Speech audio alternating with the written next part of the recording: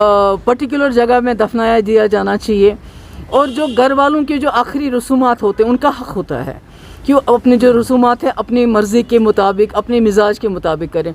पर यहाँ तो ऐसा कुछ भी नहीं करने दिया, बल्कि उल्टा उनके घर वालों के ऊपर, एक तो मैंने सुना है बहुत हाथापाई की है वहाँ पर, जो उनकी औरतें हैं उनके साथ भी ठीक सलूक नहीं किया है, और उसके अलावा उन्हीं के ख़िलाफ़ कानूनी कार्रवाई FIR दर्ज किए गए। मैं समझती हूँ ये इतना बड़ा मुल्क है हिंदुस्तान, तो इसका जो कल्चर है, जिसको हिंदी में सभ्यता कहते हैं, मुझे लगता है उसको ये उसके मुनाफी है, उसके ख़िलाफ़ है, क्योंकि इस मुल्क को पूरी दुनिया में बड़ी ऊंची नज़र से देखा जाता है, यहाँ के भाईचारे को, यहाँ के उसूलों को, यहाँ की डेमोक्रेसी को, क्योंकि जमहूरियत में सबको अपनी बात कहने का हक़ है। तो अगर आप किसी बात के साथ एग्री नहीं करते, उसका ये कतई मतलब नहीं है कि आप मरने के बाद भी उससे उसकी आइडियोलॉजी या उसकी जो ख़यालात है उसका बदला लें। और यहाँ बिल्कुल ऐसा हुआ, और आपने देखा कि आप, दूसरी बात यह है कि आप बंदूक के बलबूते पे किसी लीडर को पसंद या नापसंद नहीं करवा सकते। मतलब दुनिया में कोई किसी को पसंद कर सकता है।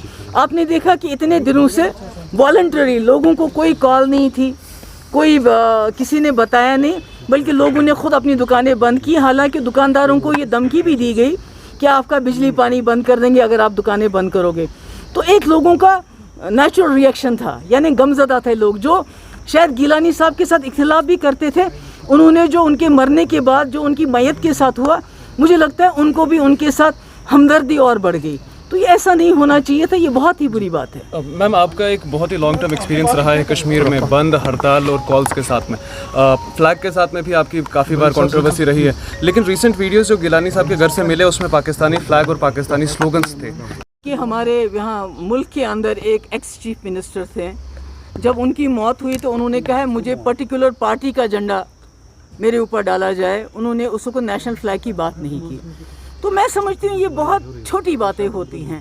ये मुल्क बहुत बड़ा है, this is a huge country, this is a great country, और इस कंट्री में जमहूरी निज़ाम में इतनी अकोमोडेशन होनी चाहिए, इतना दिल वसी होना चाहिए कि आप मरने के बाद किसी की आखिरी ख्वाहिश के साथ इस तरह खिलवाड़ ना करो, इस तरह उसकी आखिरी ख्वाहिश के साथ।